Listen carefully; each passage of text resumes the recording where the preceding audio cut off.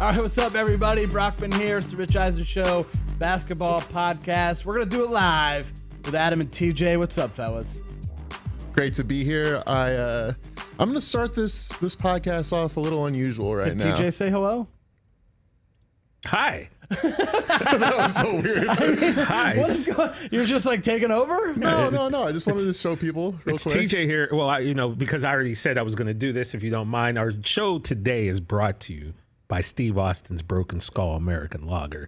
I've had a few of these today. I had a few drinking with Stone Cold Steve Austin during the big show. That's right. So I'm feeling it right now. Adam, crack it open, brother. Oh my God, I feel uncomfortable Crack now. it open. Well, I don't know. You just tried to like bogart TJ's welcome. No, but sometimes he does the opening one, and then sometimes I do the Yeah, opening but one. it's, we just got done talking about Stone Cold, and that's my man, and No, I already I get it. said It's I was your- going it's to your do guys' that. thing. It's okay. You It's know? all It's good. fair. But It's let's all good. crack him, though. I mean, mine's already done. I've got like 2 sips left. I don't know if I'm Let's gonna. forget that awkward intro. I And can't really get another one going because I got to drive home. But like, Oh, that's true. I forgot about it. yeah. So this is awesome.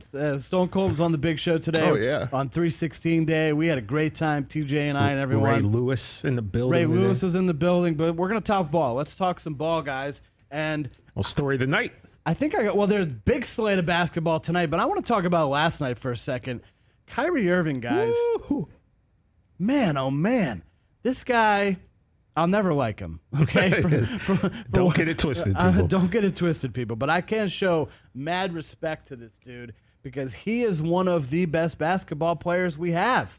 It's unbelievable. 60 last night. They absolutely destroyed Orlando. They threw up 150, 31 field goal attempts. Guy was doing it from all over the court, just shot making like only he knows how. Guys, what were your impressions of Kyrie last night? 60 in the NBA on back-to-back nights because Kat did it on Monday. It was unbelievable. The scoring barrages in the league right now. LeBron has thrown in 50 a couple of times. Tatum has thrown up 50. We got a couple of 60 burgers now. Just thoughts on Kyrie, Adam. Like, what a performance. We can't talk enough about this guy, seemingly for all the wrong reasons, but I do want to talk about basketball. Like, it's unbelievable what he did last night. yeah, so yesterday I was taking my usual late afternoon nap. Do a solid 20-minute nap. You know, remember keep those days. it short. It's important. It's clutch. It's like the halftime of my day. And I wake up from my nap. I'm scrolling Twitter, and I see Kyrie Irving 41 points halftime. It's halftime. Yeah. I said, "Oh my God, I need to go immediately to watch this." So I get on my phone. I start watching it. Yeah. And Kyrie is just killing everybody. Just so many different moves. You know, this guy can shoot. He's able to get to the lane with ease. The finishing, it's just incredible to watch. And the thing with Kyrie is that he had 60 points with like 8 minutes left last night. If Steve Nash would have kept him in, he easily could have gotten 70, if not more. So just watching him play, I know he's a very divisive person. A lot of people don't like him. That's a good word for it. But in terms of talent, though, if you're just a basketball fan, you just love watching basketball, Kyrie is one of the best players just to watch because he is so entertaining and so talented. So it was, even just to see the second half live was just impressive. TJ? You know, unfortunately, I didn't see any of the game live. Yeah, I kind of just saw the highlights, I cut too. all the highlights. And when I say all the highlights, I mean all the highlights. And Kyrie was in his, as I said on the big show today. And it's really weird that we get to say that during the big show. Like, it's just so odd. But during the big show, I said that this morning, Kyrie was in his bag yesterday. I mean, the mid-range jumper, driving to the rack. He had, I believe, 8 threes. And when someone that talented is in their bag, the way Kyrie was in his bag last night, I mean, it's already a long night for a defender when you're going against someone like Kyrie. But when he's on that type of role that he was on last night, guarding him is virtually impossible. There's legitimately nothing you can do other than you just got to make him try to work hard for every bucket. But even at that, like, what can you do? It was amazing. Yeah, what can you do? And it's just like no Seth Curry last night, so that kind of, obviously I think Kyrie went in to the game knowing, all right, I'm going to get a few more, maybe some of these perimeter shots, but Kevin Durant only took 9 shots. Goran Dragic didn't even score in 20 minutes, So Kyrie was just on one. Like you said, Adam, 41 in the first half. I saw a tweet that he had 34 like late second quarter. And I was like, wait, what? Did I read this right? You know, it's just one of those things where you see that and you're thinking, man, it's kind of like the Clay game from a few years ago. Like, I know the final was 150 to 108, right? Orlando's not winning the game. It's not close. It's not competitive. Why is he out there? Don't want to risk injury. But when a guy is on one like this, these things happen. You're in the zone so few times in your whole career.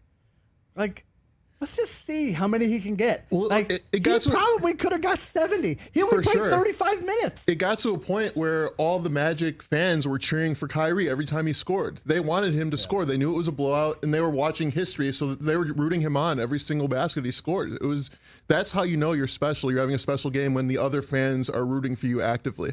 I love seeing scoring nights like this. Like Kat did it on Monday, Karl Anthony Towns, and it's just like, I want these guys to just see how much they can get, TJ. Does that disappoint you like it does me that coaches kind of take these guys out of the game? I mean, you want to say it does, right? But then I think back to my days playing. I'll just give you a little, for instance, back in the late 90s and playing in a downtown YMCA of Pittsburgh rec league, right? And there was a game that we won by forfeit.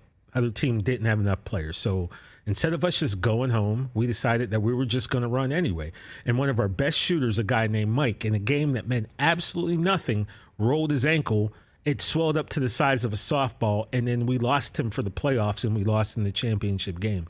So I think of that. Like, obviously, the stakes, YMCA of Pittsburgh Rec League and the NBA, of course, they're galaxies apart, but the basic premise is the same. Like, I knew going into that game, I'm like, we shouldn't even be playing this game, and we did, and one of our best guys got hurt.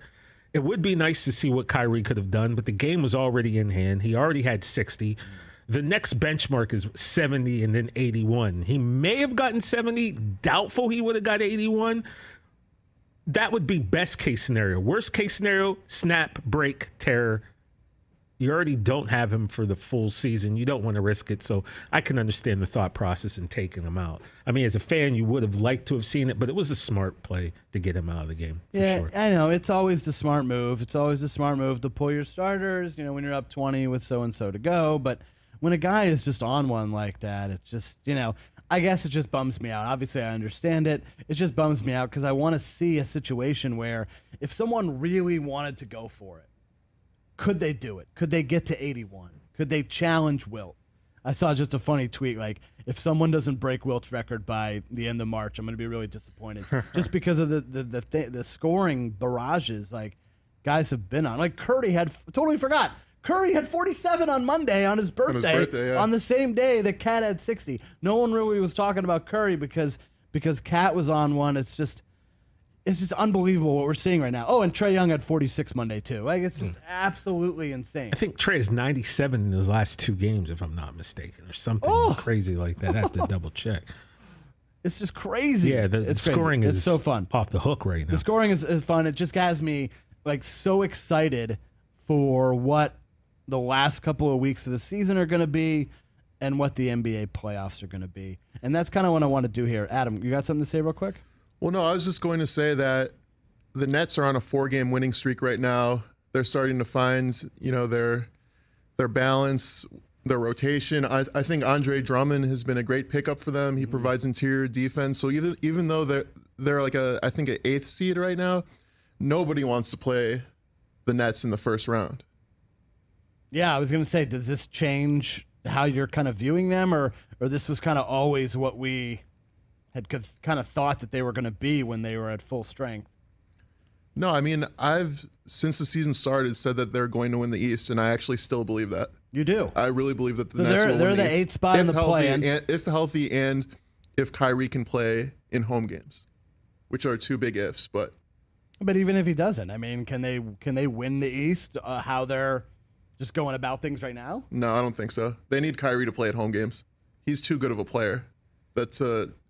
To not have him is such a huge loss for them. I just don't think that they can beat a Milwaukee or Miami without Kyrie. Yeah, it's so interesting. I mean, look, if the standings hold how they are now, Toronto's 7, so you're playing as Toronto and Brooklyn, right?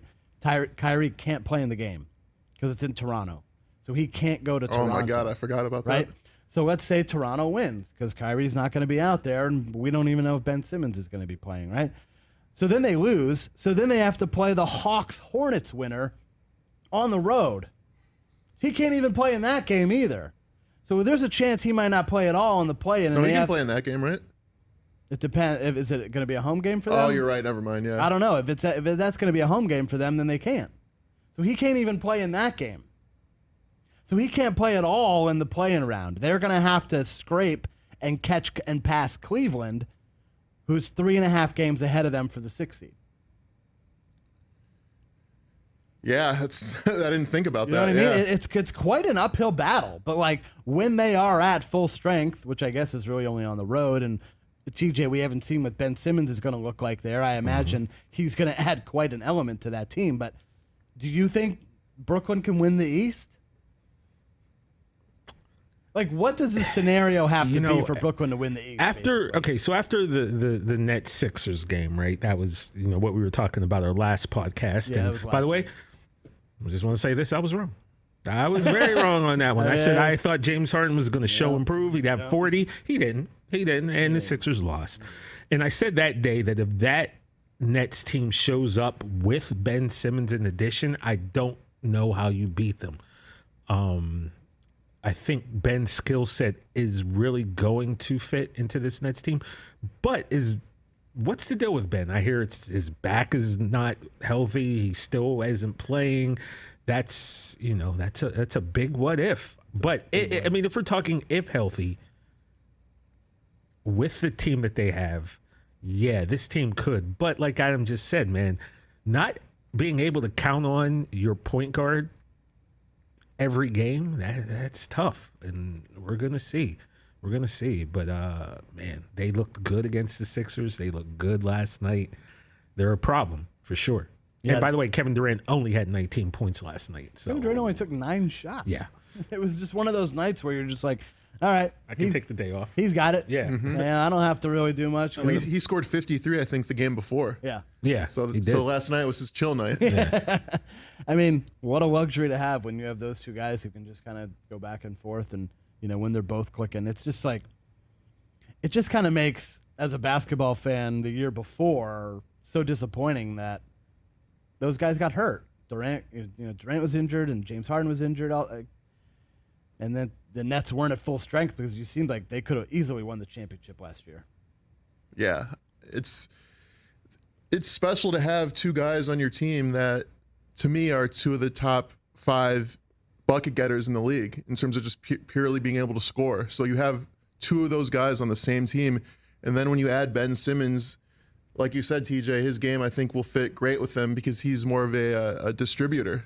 Defense distributor. So I think they'll get a lot of open shots with him, a lot of fast breaks.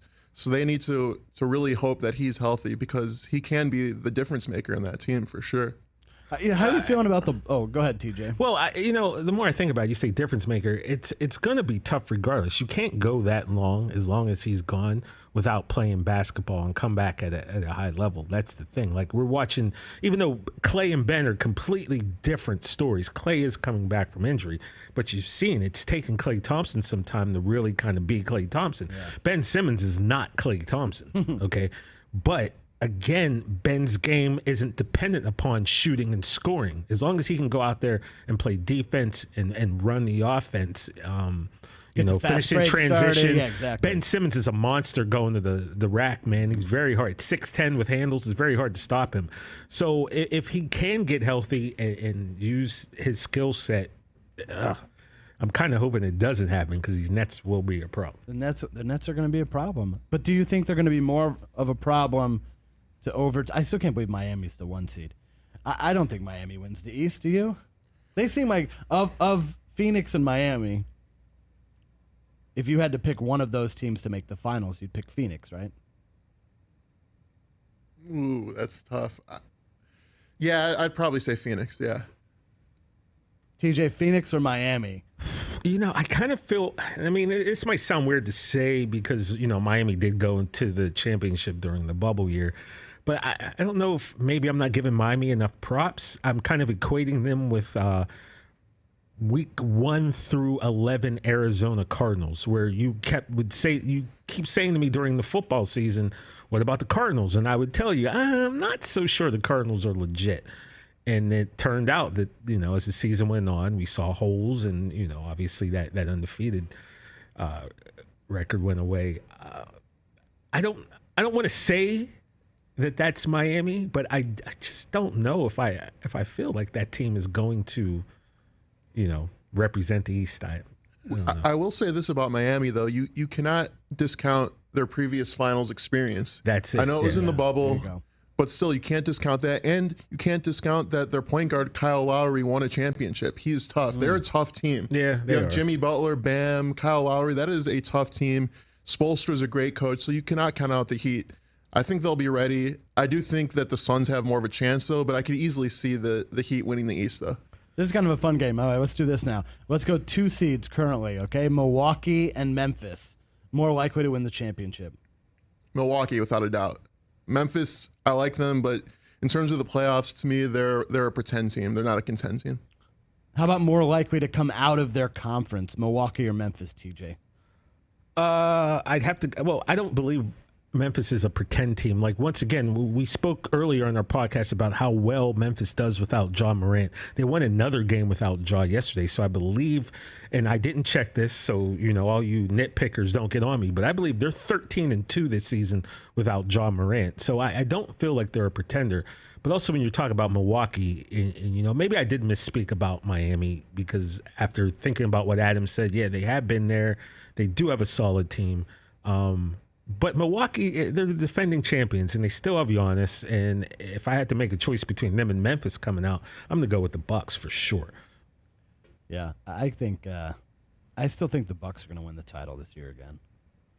Huh.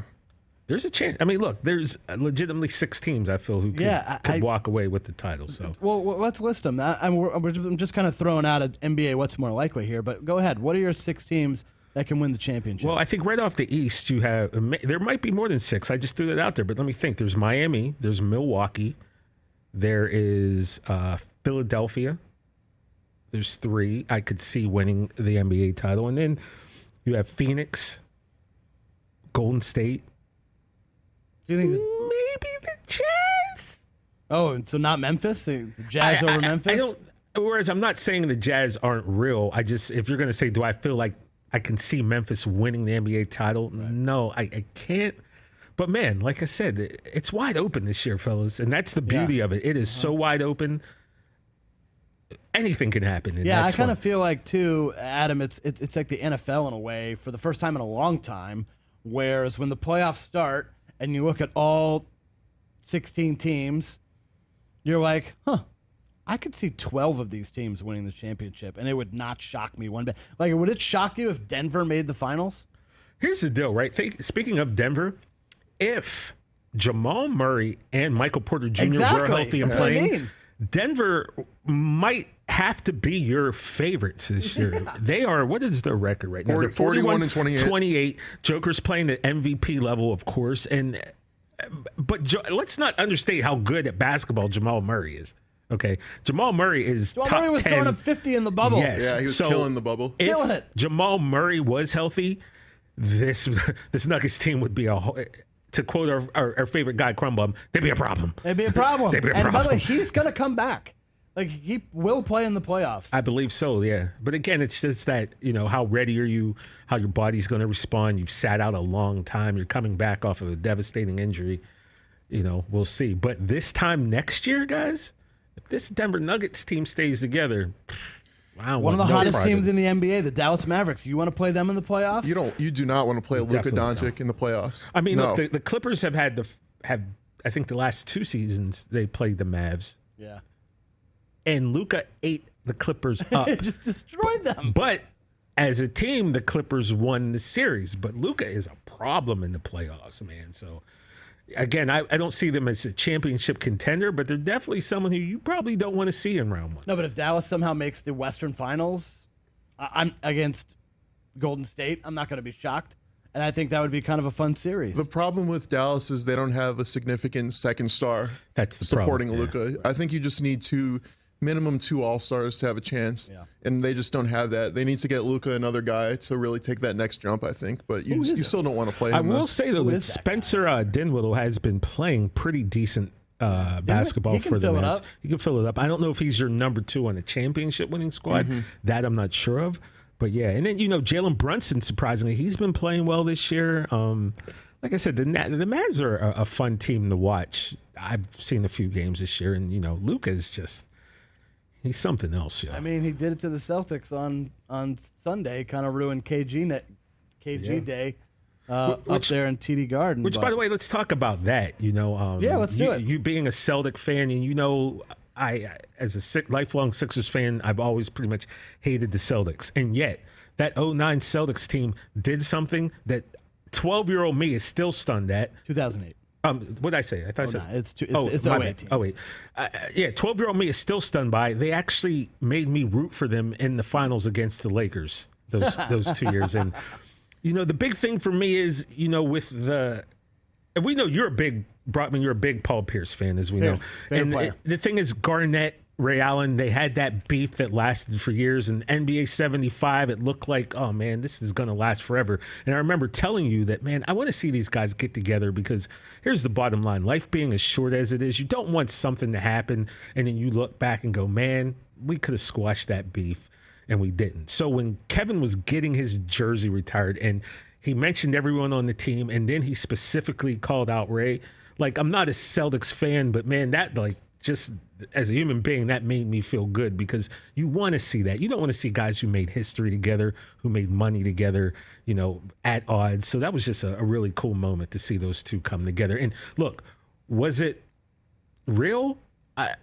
I'm going to have to say it is, because I don't believe Kevin Garnett does fake stuff, right? No. I don't think he would do that just for a camera. People, I don't think people he would do might it for a think photo. KG's a fake tough guy, but he doesn't do. He doesn't do fake emotion. He's a real cat, so I would say that was a legitimately from the heart gesture, and I'd love to see it. I got to be honest with you. So I've been kind of fortunate the last 20 years. As you think, TJ, that my teams have won a lot. You make me sick. I can't help it. It's just what happened. And so, but of all the championship teams, God, there've just been so many. Jeez, how do you keep track of them? I don't know. I could try to have like 7 Super Bowls at home, and 4 World Series, 6 Super Bowls. But you can kind of count the 7. Yeah, I just count Tampa, Tom. Yeah. So of all the championships, right? This sounds so stupid to say. The 08 Celtics are among my favorite. Yeah. 03 Syracuse, I think. 04 Red Sox, 03 Syracuse, 08 Celtics are among my favorite. That team was so fun to root for and watch. I went to about a half dozen games that year. Boston was only an hour and a half from my house. I went down and went to a bunch of games that year. It was just so fun. As you mentioned, Paul Pierce is my favorite non-Michael Jordan player of all time. I love Paul. I love what he meant to Boston, what he meant to the city. He could have left many times after the stabbing. No one would have blamed him. But he stayed, and he became one of us. And then this team got put together. And it's so funny because, I think Draymond is right. LeBron started the super team era. People were like, well, Boston was a super team. Yes, but we were a big three that was put together. It wasn't free agency. It was trades. It wasn't guys calling up each other and saying, come play with me. Do your team dirty and come to my team like everyone does now. They were trades. Like, we acquired Ray Allen on draft night and then acquired Kevin Garnett. We gave up a lot. We gave up tons of assets. Al Jefferson was going to be one of the best young big men in the league. Yeah. Had to give him up to get Kevin Garnett. And you see what Kevin Garnett did to Boston and Celtic pride. You wish he would have played his whole career there, or at least came there sooner, because what might have been. That team was so fun. And when Ray Allen, and then the battles afterwards and the year after, like, I truly believe they win 3 in a row. If Kevin Garnett doesn't get hurt in 2009 and Kendrick Perkins doesn't get hurt in Game 6 of the NBA Finals in 2010, Boston has a three-peat. You'll never get me off that take. Forever, for as long as I live. I've been there. And also another take you'll never get me off of.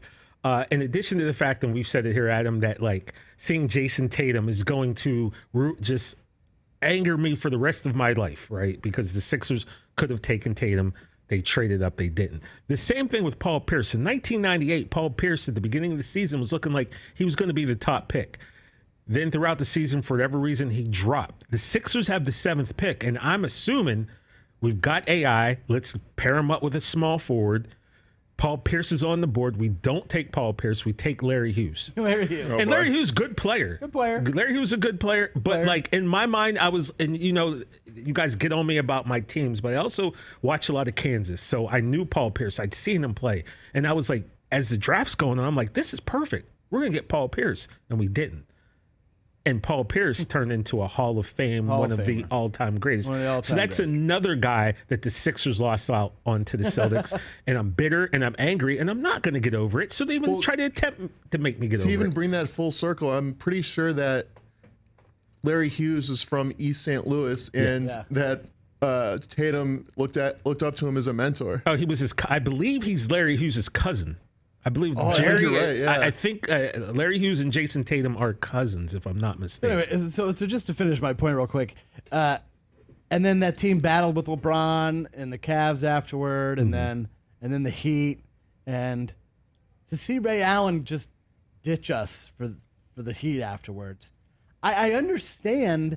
Just as a fan, I felt so betrayed, I never wanted to like Ray Allen ever again, and so I can just imagine what Kevin Garnett felt, knowing him as I know him, as a fan, and what I've seen and what I've read in the documentary, and just how passionate he is. I can understand how that level of just anger and betrayal would stay with him. Yeah. So the fact that, and then someone always said, look, as long as KG's still mad, I'm going to stay mad. But when that beef gets squashed, it's squashed for me too. And to see that over the weekend, because there was a lot of speculation on whether Ray would get the invite to the jersey ceremony because he did not show up for Paul Pierce's, and whether he would show up. And he got the invite, and he showed up after what they did at 75 at the All-Star break.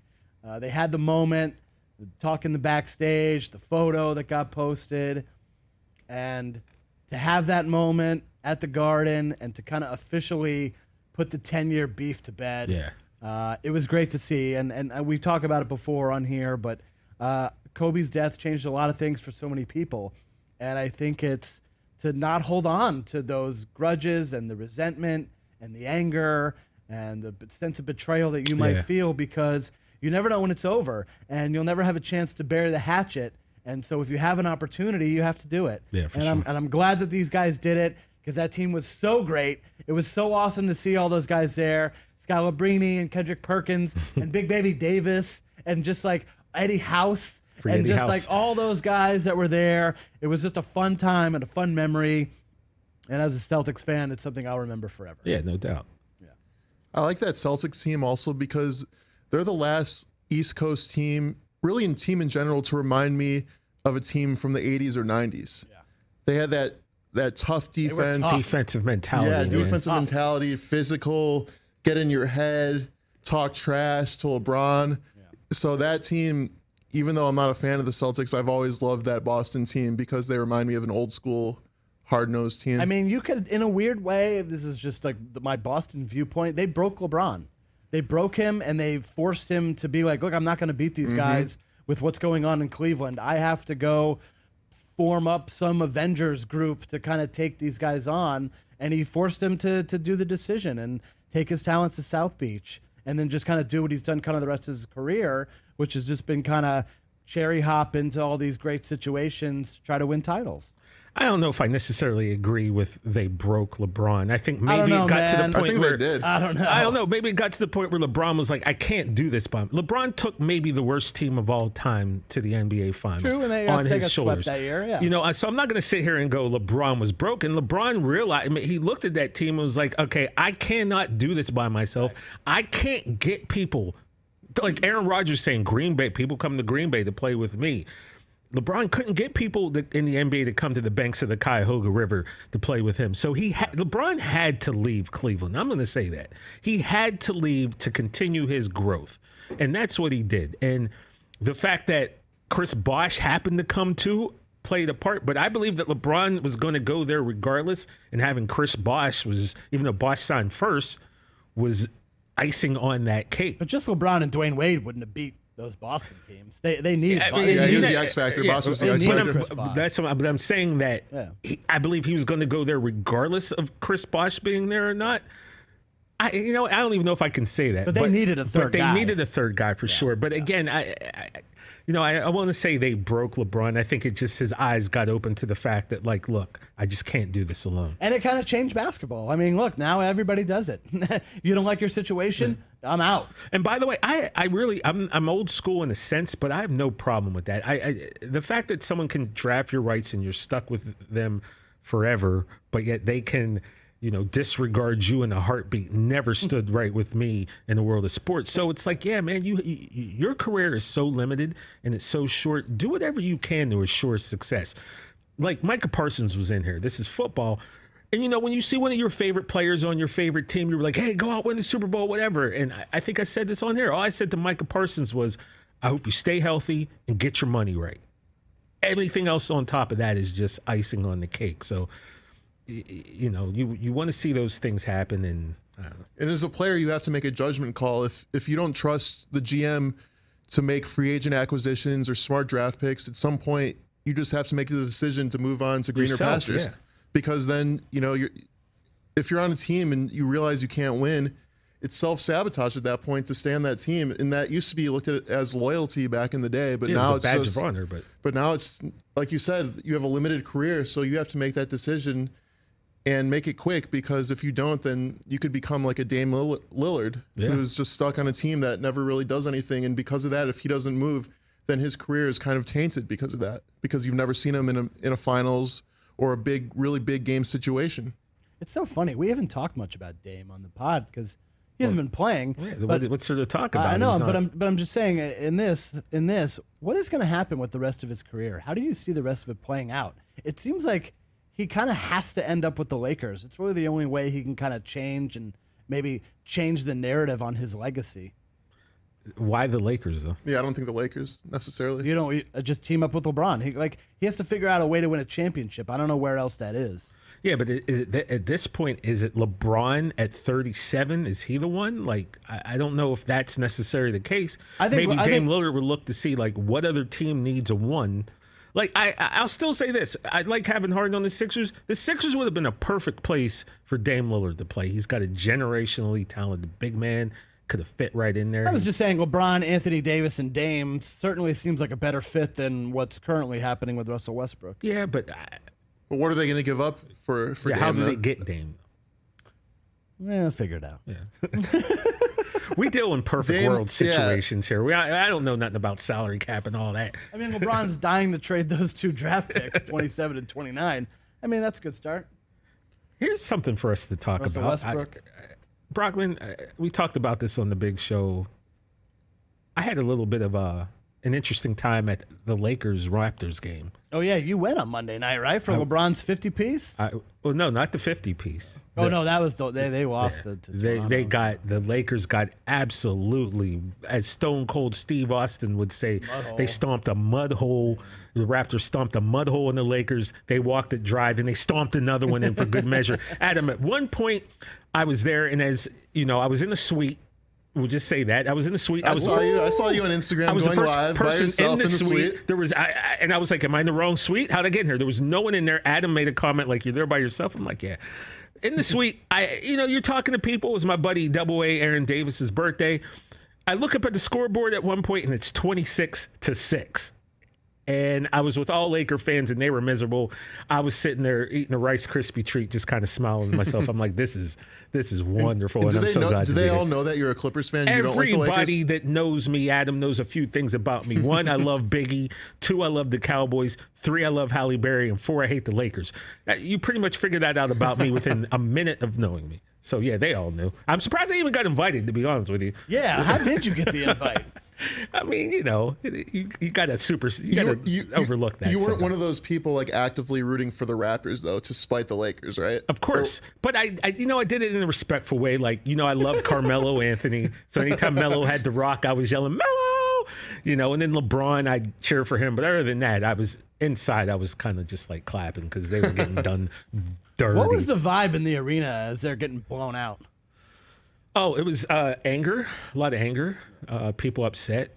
In the box, though, you know, they start bringing in drinks. They had like this smoky tequila situation where guy was making tequila, but they did a little smoke thing, and it was, you know, and so people start getting drunk and not paying attention to the game. After like halftime, you kind of knew the game was over. Maybe that should be the Lakers team strategy now, is just to get all the fans drunk so they don't pay attention to what's happening in the game. Free drinks. I mean, eventually they'll probably turn on Westbrook in the fourth quarter anyway, with how drunk they are. But like, give them some drinks, you know, in the first 2 or 3 quarters, and just, you know, them up let them, just let them chill a little. It's free drinks in the fourth quarter. Just to keep everybody going. Most teams cut off drinks for the fourth quarter, but the Lakers have open bar. Look, we're going to send you home distract happy. them. Yeah, got to distract them from the awful. That's pretty funny. Speaking of the Lakers, we'll finish up on this, guys. Winning Time, episode 2. Let's talk about that real quick. What did you guys think? It was a lot more Jerry West centric, as that kind of gets turned up. A little too much. This is what I was thinking about earlier. I'm much more interested in the LA part of this show. I know Magic Johnson's going to leave Michigan here very shortly, but whenever they go back to Magic in Michigan, I'm much less interested. You guys feel that way? Not at all. Not really? The Magic in Michigan stuff is interesting to you? Yeah, I mean, because it just kind of shows, you know, where he came from, I should say. Man, I'll tell you what. Here's the part that got me, guys. First of all, episode 1, you have Cookie. Okay, Cookie is sitting on a gold mine, and she allows the gold mine to go. Like, she's like telling Irvin, "Go do your thing," and he's like, "What? Are you crazy?" And you have to wonder, like, wow, like you really did, like, because most women in that situation would just clamp onto him by the leg, and Cookie was like, "No, go do your thing." And then, you know, she has her boyfriend in episode 2, right? And I felt so this poor bad guy. for this dude. I know. Because not only do you know that your ex-girl, like the most famous guy in your city, he's going to become a superstar, and you know that like he's got eyes for your lady, right? And there's what can you do about it? You can't do nothing about that. I remember back in Pittsburgh once I liked a girl, and then she wanted me to go out to a bar with her one night, and I didn't, and it turned out she met a stealer, and then they had a thing going on, and guess what? I'm going to lose that battle 10 times out of 10. But unfortunately, what I didn't have to do, unlike my man in Winning Time, is I never had to go like play flag football with the stealer. This guy's playing pickup, and here comes Magic, and he just plays against the guy, and he's like, "I'm guarding you."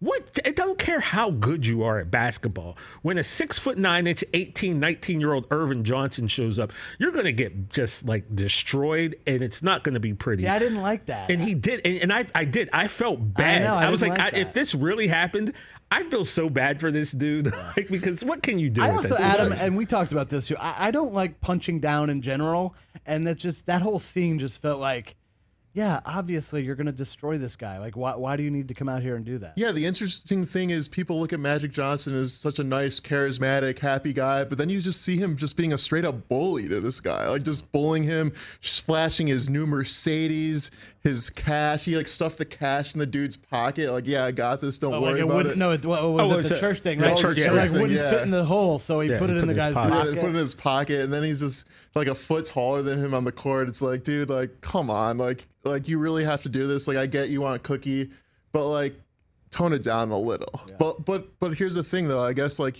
he is a bully, but ultimately it worked out though. They're still, you see them on Instagram in the middle of Italy on a boat with Sam Jackson, him and Cookie having the time of their lives. So also ultimately it works out, I think. Yeah, I mean, look, 40 years later, it worked out. Happy birthday to Joel Embiid today. Just want to throw that. Yeah, how about that? How about that? Also, we got a nice glimpse in this episode too of Magic doing a lot of banging. Like, 2 different girls in 2 different cars while he's chasing Cookie and embarrassing her boyfriend. Like, this is a preview of what's to come. Well, I mean, the episode started off with a big bang, and right. You know, hearing some stuff around town about how Jerry West feels about this, it kind of takes away some of the pleasure, because look, we're people with sense, right? We're absolutely able to see a biopic and realize, all right, a lot of this it's for movie, it's for television. Sure. Unfortunately, there are quadruple the amount of people who are unlike us who will take everything that they see for fact. Well, because they don't know Jerry West. They don't know Jerry West. You know, they have a chance to, lucky that we have to meet him one time and have him call into the show. Yeah, so you see this and you're like, oh, this is really how Jerry West was. And apparently It's not how Jerry West is, and apparently Jerry West is obviously kind of feeling a certain way about it. And I will say that does kind of make me feel a little different watching this, knowing that it's really affecting someone and I'm enjoying it. So, it's kind of like, oh, man, I feel weird. I can just imagine that Jerry West refuses to watch the show. And then somebody's like, you have to watch this. And he turns it on. And it just shows the version of himself having sex. And he's like, what is happening? What? He's like, this guy better be doing it good at least. Like, this is ridiculous. Like, can you imagine? He never expected he was that. Like was it his garage? Like just sleeping on the floor in his guest house. In his tidy whities. And like Bill Sharman's climbing through the window. Yeah, and he was just miserable. He was just so like unhappy. And then he got the word that, well, you don't have to start Magic at point guard, because apparently that was, whether this is real or not, the premise we got to show is he's got a real issue drafting this point guard because he feels he's too big to play point guard. And it literally was making him ill. And so when Sharman came in and was like, you don't have to start him at point, then it was just like Jerry came alive and was just like, all right, well, I'll put him at the 4 and blah, blah, blah, so. What did you guys think of, we got our first real good look, few really good scenes of Michael Chiklis as Red Auerbach. How'd you guys feel about that? I thought he was great. A little cartoonish, but I think that was kind of the point. Yeah. I mean, when he basically was breaking it down to Jerry, was just like, the reason they're winning is because of me. And, Jerry was like, big fan. He goes, well, we'll see how long that lasts. Like a little bit arrogant, a little cocky, but if you won 11 championships, like I ain't won. No, the last time I won a championship was in that downtown YMCA of Pittsburgh league. Okay. and that was over 20 years ago. And I'm still a little cocky about that. So if I'd won 11 NBA rings, yeah, I'd probably be feeling myself a little bit too. Yeah. What did you think of Red Auerbach? I thought it was fantastic. I did too. He clearly was super cocky, which, like you guys have said, he's had every right to be. He was the dominant coach of arguably the greatest dynasty in NBA history, and so from his perspective, he was looking at this new guy, this guy he's never really even heard of, and he's like, why am I even talking to you right now? So, then I think Jerry Buss took him to, I think it was Chasen's, which doesn't exist, but that was like an old LA classic restaurant. And he tried to entice him with the women. And you could just tell Jerry Buss was trying to get him drunk, maybe hook him up with some women so I can get some advice. And Red Auerbach was not interested. No, he was not. He was not. He was smoking his cigar, just sticking to business. Yeah, Red was like, I got a team to coach. Red's actually like, hold on a second. I am actually going to take some of your players because I need some help on my roster. And then I give Jerry Buss a lot of credit in that episode, in that scene, to just you can tell he's hurt. He's angry, and then before he does something or says something that he might regret, he was just like, you know what? I lost my appetite. Enjoy your night. Yeah, right. Put it on my tab. That was kind of a really cool scene, I thought. And then obviously Red with the capper of, hey, can we add a lobster to this? Can we add a lobster to this? And then, of course, the final scene where they're at center court at the Forum. I just thought this show, how much is real and how much is not. I'm not trying to get too we'll have to go read Perlman's frustrated or angry about what they're kind of taking liberties on. I could understand Jerry West's frustrations, but if it were me, I'm just kind of enjoying it. I really like this show. I watch every episode multiple times, and I can't wait for the next one. Yeah, I mean, we're really looking forward to the next few episodes because the regular season is about to start for the Lakers, and so that's going to be fun to watch, to see what happens with the team chemistry with Magic and Kareem and we're about to get a new coach. That was kind of the big spoiler is just Jerry West realizes that he can't coach this team. He can't do it. He can't physically bring himself to do it, and so he quits. And so a new guy comes in who Joe Kenny, I think is his name, but he has a bicycle accident. And so Paul West ends up taking over, who's going to be played by Jason Segel. Why don't you just ruin it, Brockman? Why don't you just ruin the episode for us? Come on. Well, people, this is real stuff that happened 40 years ago. So I'm really excited to see Jason Segel, how he's going to play this character. And obviously we're going to get a real good look at Pat Riley because he was the co-announcer. Oh, and he was the color guy, right? He was the color guy with Chick Hearn, and then spoiler alert, Magic wants him to be the coach in a couple of years. So it's just I'm so excited for what's going to come. Yeah. a lot of sex, drugs, and fast breaks. Yeah, That's it. It's going to be awesome. It's going to be awesome. All right, everybody. We'll talk a little bit more NBA next week. Enjoy the games. Big slate on Wednesday and the rest of the week. I'm going to finish this Broken Skull And beer. of before we course, leave, Winning you know? Time, Episode 3. We're going to enjoy our Broken Skull, courtesy of Stone Cold and El Segundo Brewery. That's it for this week, fellas. Peace out. Oh, hell yeah. Later.